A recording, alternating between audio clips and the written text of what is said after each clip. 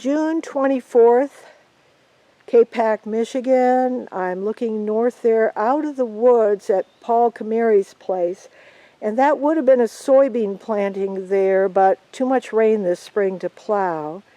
And we're going to start over here. There's a couple torreys up in that area that I'll get to, but right here, this is a really wonderful one that Paul has. Talked to us about this one. I'll paste in some close-ups over the talk here, but tell us about what you got here and what we're going to see next, and overall your property here. All right, so there's roughly 47 to 50 acres of woods across the property. And in this section here, I have 3 gallon torreyas that I planted a couple years ago, and then one that was a seedling. This torreya here is doing pretty well. It has the typical growth. It hasn't had any change of canopy cover or anything like that. It's got the typical lateral growth coming out. Seems pretty healthy. The older foliage is all dark green. And it seems to be happy where it's at. Tell us about last winter. So last winter was very harsh around here. We had a couple days in a row that were negative 15. Fahrenheit. Fahrenheit, yep. Then there was, we had several cold weeks that were in the negatives, maybe getting into the single digits.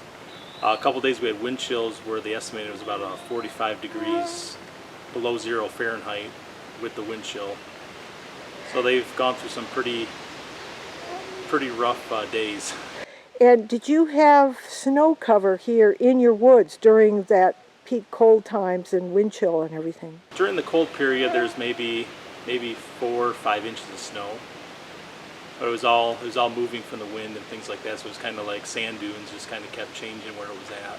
Did you actually come out here and take a look to see if you had any branches exposed in the wind? I did. I came out one of the days where it wasn't that windy and kind of took a quick look at these ones to see where the snow was at. And that's where I saw it was just below the bottom branches.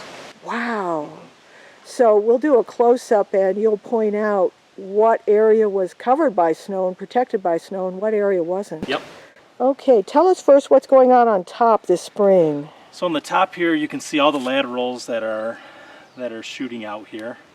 These just started out maybe 2 weeks ago. They started coming out of the buds. And they had the buds formed all winter long, so there was no damage at all. Which I was kind of surprised with the cold temperatures we had. And what about the apical? The apical looks like it's there and it's starting to form, but it's barely a little green bulge there. And you've been noticing that you have 2 flushes here in Michigan, the spring flush, and then whenabouts do you get your second flush? The second flush usually mid to late July into August. Okay, and so if it's happy, it's going to put up an apical July, August. Yep, if it follows suits with the other ones, it should do that, yep. Okay. Okay, and what's going on off the side here? I'm by the flag here where there's a flag up there to mark it. Yep. And so it looks like the branch was rubbing along there, so I've lost a couple needles where the wind was probably bumping it against the flag. But the rest of the growth doesn't seem like it was bothered at all. Right, and you've got some beautiful, you got a triplet coming out right there. Yep, right there. That's lovely. What's your sense of the oldest photosynthetic leaves on there? How old would they be? Like, when did you get these from the nursery? And they were in a gallon container? Yeah, this one was in a gallon container. That would have been in 2017. Spring 2017. Spring 2017. And this was nearly native nursery? Yep, that's where these came from. Yep, okay. That's right. So those inner branches there, how old might those have been? Like, is that what was there 2 years ago? No, it would have been out here. And then this was the next year, and then this is this year. Okay. And everybody is still photosynthesizing. You haven't had anybody other than, like physical damage. Nobody's just decided to dry up and go off. Nope, nothing on this one. Yeah, yeah. Okay. And the snow cover was just below this this growth right here. Geez, so everything up there withstood minus 45-degree wind chill. Yep. Jeez. And several nights and days of negative 12, negative 15. Yep. Wow. Well, it's kind of makes sense, because I was stunned when Fred Bass, I'll put in a picture here, but when I visited Fred Bass in Cleveland, Ohio area last fall, and all his three standing out in the total wind Mm-hmm. were like dense Christmas trees, and some had seeds on them. It's It's kind of amazing they could survive in that. right, right. Okay, so point to where are we going to go to next? All right, we're gonna head over here. There's two more torreyas. You'll see one that there were a couple ash trees that fell. They opened up the canopy last, it'd be late summer. Uh-huh. And you'll see a little bit, it was similar size to this one, and you'll see what happened with the needles and what it's doing now. Okay, let's go. All right. All right, there's a pink flag. We just came from over there, and now we're coming to one that's the same set that you got down in nursery the same time. And talk to us. I'm doing a top down here. What's going on here? So this one was, it was a seedling half gallon. It was a little bit smaller than the rest. But the deer came through and they nipped it off a couple times.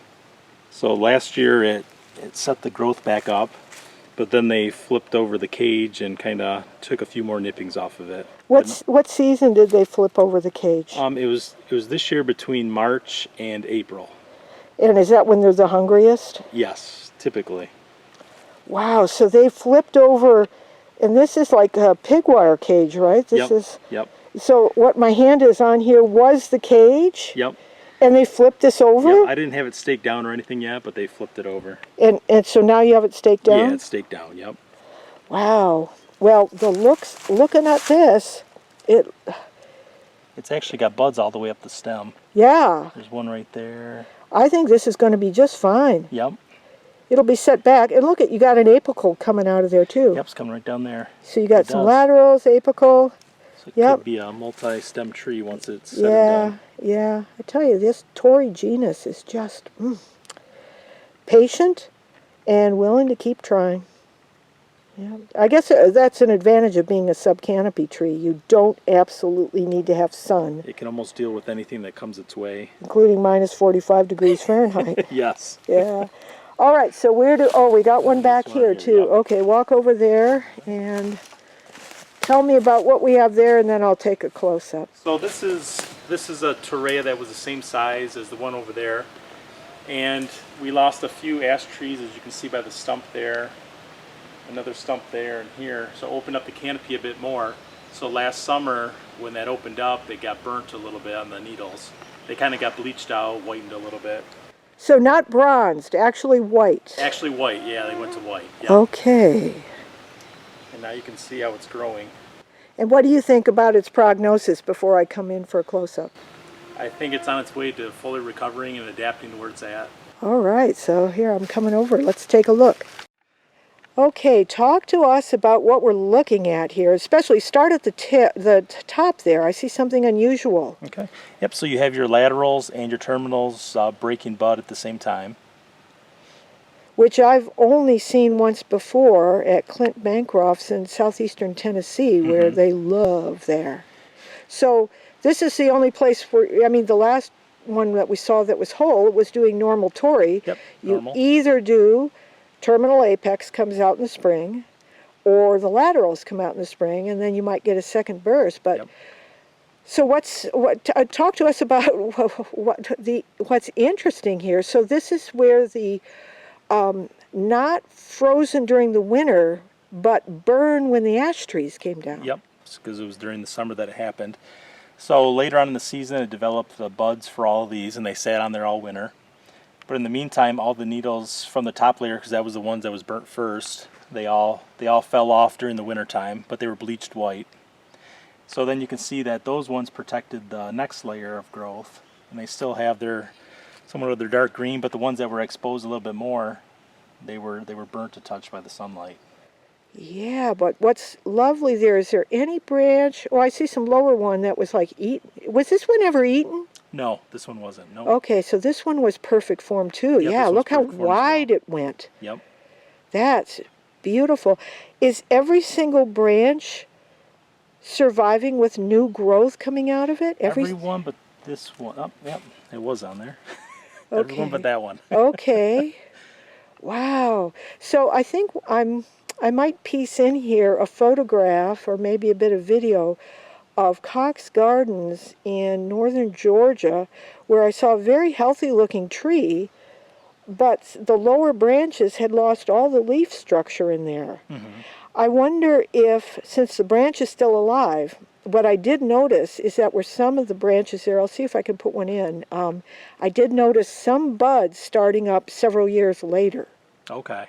What would have been several years later from the loss. So keep a watch there and see if this blank area ever does start to put off just from the stem a new vegetative bud. Yep. That'll be interesting to see. Okay, and next we go to over There's one more here. that was eaten up here that was a gallon size. And that's right there. Nope, it's over to the right more. Oh, okay, but what about this one right here? We just did that one.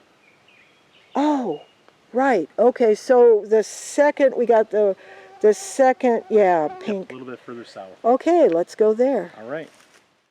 Two right here, and then there's one there, one there, one there. They're all heading straight up. So these are the apicals on, or the new growth. Well, first point to the top of the I can't see the old stem. The old stem's right here. Oh man, they really ate that down. Yeah, that one's been eaten back twice now, so that's why it's caged. Was it as big as the other ones that Yep, this one was and as it big ate as it the one next back, door. and Yep. it ate all those branches? Yep.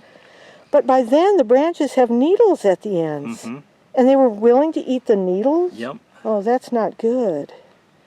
I thought by the time things harden and the needles, they couldn't do it. Nope, they did it during the winter. They must have been The very first one was desperate. during the fall. Mm-hmm. And then it kind of resprouted a little bit. The 2 years ago fall. Mm-hmm. And then it resprouted a bit, started growing when you were here last, and then they got it again this winter. And how did they get it? I mean, this is a big cage. I didn't have a cage here. I was kind of doing an experiment to see if they would touch it again once they got a taste for Torreya.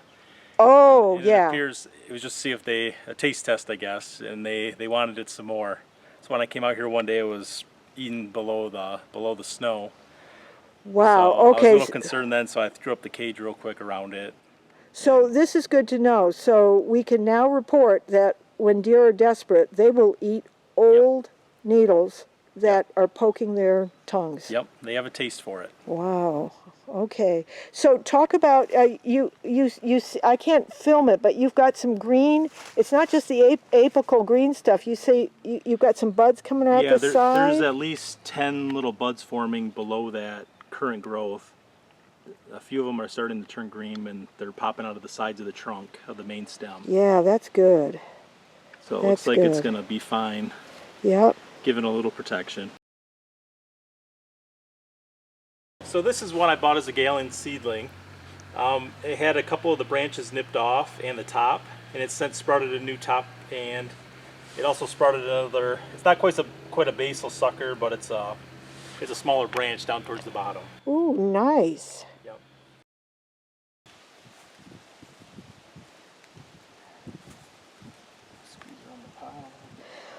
All right, so we've just been completed, right, this area? Yep, we're done in this area. Okay, and where do we go next? And now we're going to head further south to the south end of the woods where it opens up. And what kind of a crop field would be over there? I don't know what they got planted back there. They had beans back there last year, and then corn the year before that. Okay, okay. And again, what's the acreage of this? Let me go up here. This is a totally deciduous woodland. I don't think you have any conifers back here, right? No, there's zero conifers. Yeah, Yep. So we got, what do I have here? A sugar maple over the top sugar of me? maple, yep.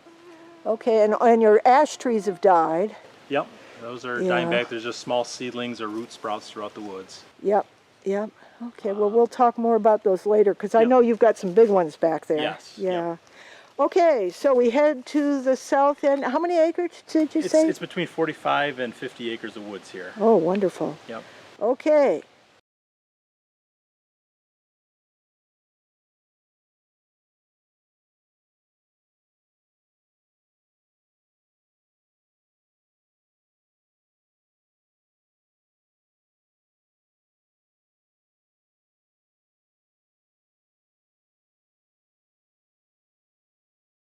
So this is American ginger here.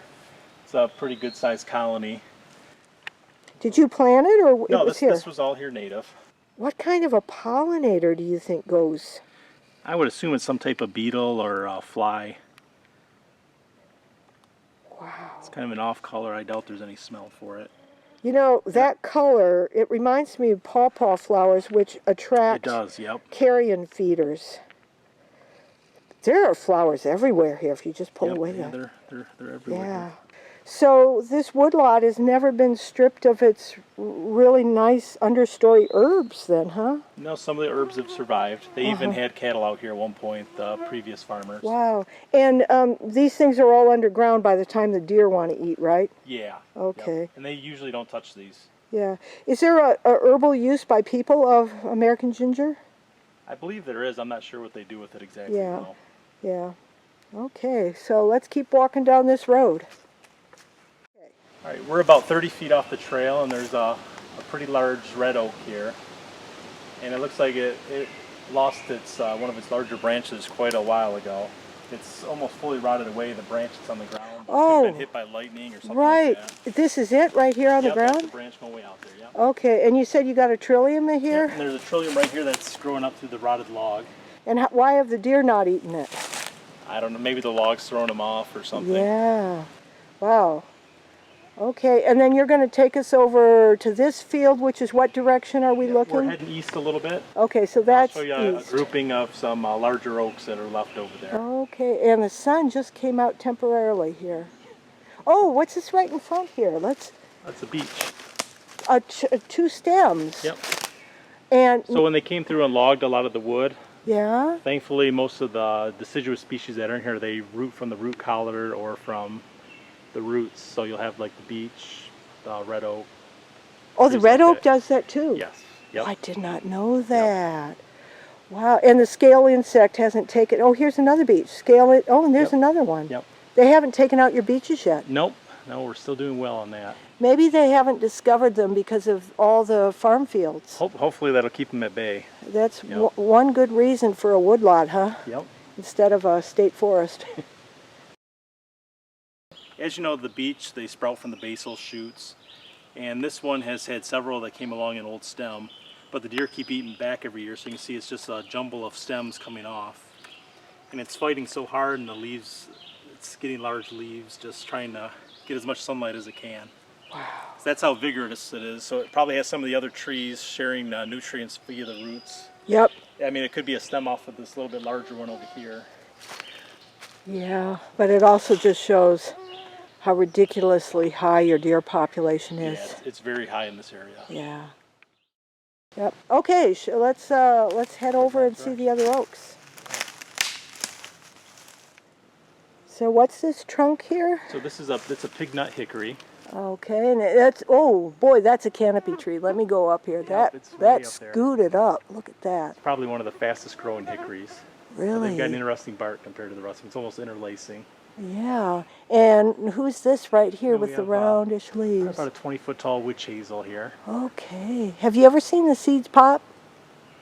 Nope, but I've seen the flowers multiple times in the. I've heard them, but I haven't seen it do it. Okay, yeah. I love the late yellow. It's nice having the flowers in October. Yes. Yeah. Okay, continue.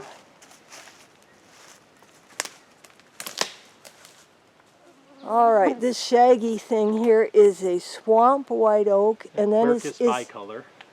Okay, and then is that a basswood? Yep, that's basswood there. Yep. Okay, and this is an elm. Yep, that's an elm.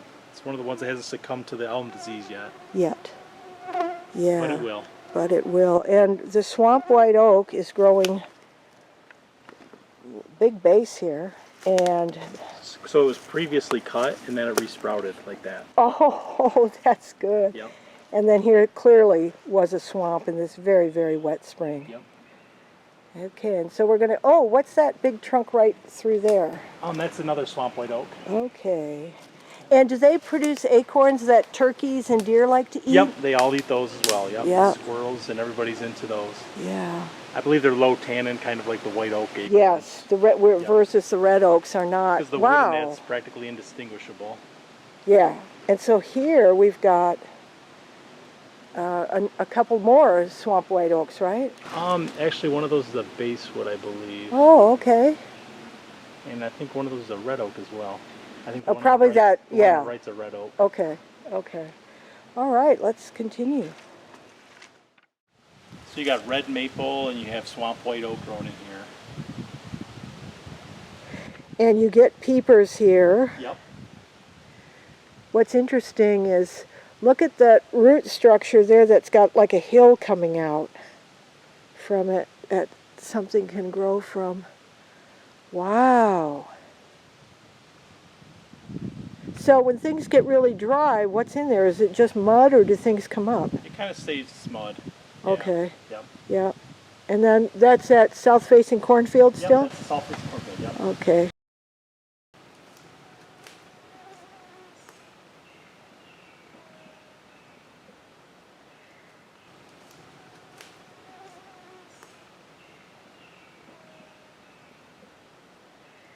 So there's the south side, and the swamp was back there, and it looks like the major drainage area. We got standing water right here. And what got my attention is all that greenery. And Paul, tell us again what the greenery is and the trees. It's sedges.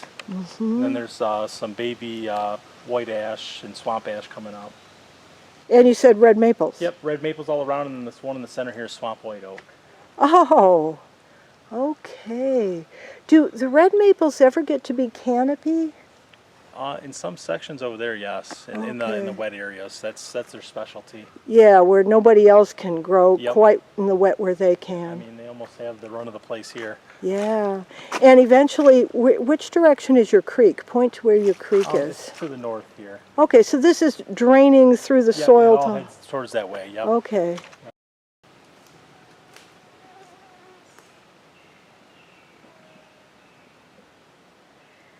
Oh, what's that?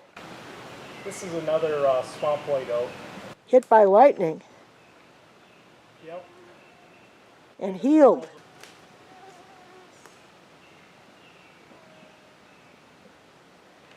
All right, we're at the base of that beautiful oak. And Paul, what's going on over here? So this year what I did, I went around and caged most of the trilliums in this section. We have red trillium in this area. I think someone call them like stinking Benjamin or something like that, because their red flowers smell like a wet dog. So you can see down in here one of the larger ones. What would happen if you didn't cage them? It's the deer's favorite food, I'd say, in the woods. They look for these. We have both the white trilliums and these. This is a white oak here. There's a grouping of about 5 or 6 of them that are still pretty large. And I see it slightly up on a slope, and there's no sign Slowly of... slopes probably 4 or 5 feet up from where we just were at. Yeah, yeah. And you've got a cage over on this Yep, side we here? had some white trilliums there that I caged. Oh, wow. But no Torreys planted in No here? torreys in this section yet, no. Okay, yet. Yet. Yeah, I think it might be a prime spot for them. I'd say. Okay, so what do we have out here? In what direction are we looking? That's a basswood. Oh, nice. Boy, it's leaning out towards the sun, too. Yeah. So this is heading east here. Okay. East. That's east. And what kind of crop is this? Is your family's farm, Yep, right? this is all part of the fields, yep. And what's going to be planted there? This will be soybeans this year, and if we can't get it in because of the wet weather, then we'll do winter wheat in the fall. Yeah. Okay. And this side is less windy than the other, because your prominent cold winds come north and west? From the northwest, but this is open to the north here. Oh, right. Yeah. So this isn't just a square woodlot here. No, we kind of came through as like a rectangle. We just walked through, and then this is like another square, and the forest keeps widening as we go. Okay. Keeps doing the same thing. Yeah. Okay. So that's north. So the north winds can get in here. Yep. Okay, but what a lovely, solid, deciduous canopy you have here. Yep.